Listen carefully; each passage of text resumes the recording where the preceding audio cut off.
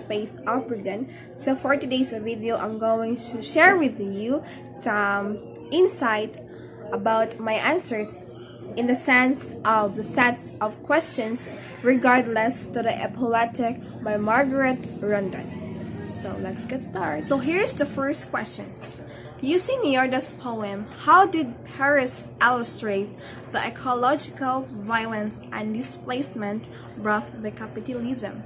Paris illustrated his ideas to both ecological violence displacement.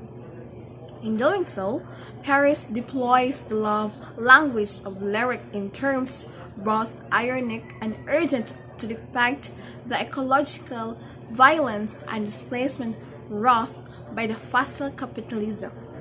And also, he recalls the lyric address to be considered and shared an even vulnerability of time and planetary danger. So for the second question, what Goss argued about in terms of realist fiction and economical presentation? He argues about the realistic fiction to premise by the highly probable in the sense of he deployed with the imaginary world of a novel that creates hypotheses of realistic fiction. Goss argues that dominant literary genre of realistic world or novel, rather novel with it emphasis on regularity and predictability, has failed to account for the imparable fact of climate change and epochal transformation it heralds. So here's the third questions. What is Anthropocene and how this ideology can be used in literature? Anthropocene is a period of time during the human activities that have impact to the environment to the enough constitute a distant geological changes. Contemporary North American ecopoetics partinors are reflecting on these complex eco-historical questions of position, history, and uneven effects as they are mediated in poetic form.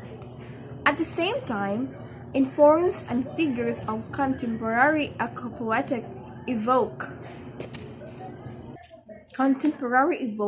the divergent histories and incommensurate experience that these Anthropocene debates highlights. For number 4 question, what is planetary crisis in literature? How did an author amplify this context in his literary works? By giving highlights or feedbacks with a significant constitution that Anthropocene debates have elected new creative and interpretive ways of imagining the planet itself as an entity. According to Jennifer Wenzel, that the points to the new critical and creative emphasis on reading for the planets, arguing that such practical need that evolved a universalist reading from nowhere. So contemporary works of ecopoetics share a commitment to portraying the complex skills and multiply and sometimes incomparable forces that comprise the Anthropocene's life in the forms, modes, and rhetoric. For number 5, what is meant by location and dislocation in this essay? Illustrate through examples of literary poems.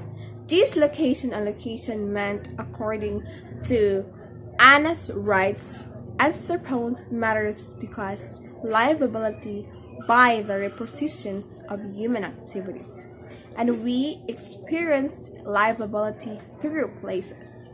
In some works of plays have described, poets explore the effects of what eco-psychologists have described as zoologiclia. A compound by Rubin's photographs of tracking in infrastructure and images of workers and families, Candace's poems track the compounding seasonal and ecosystems imbalance that accompany the development of tracking in rural Pennsylvania. A funny-looking frog watered that taste of rust, dug up fields, fairy flares, rushes, cancerous loves, familiar trees and plants gone or out of seasonal rhythm. The life effects of this extractive industry find figuration across this poem.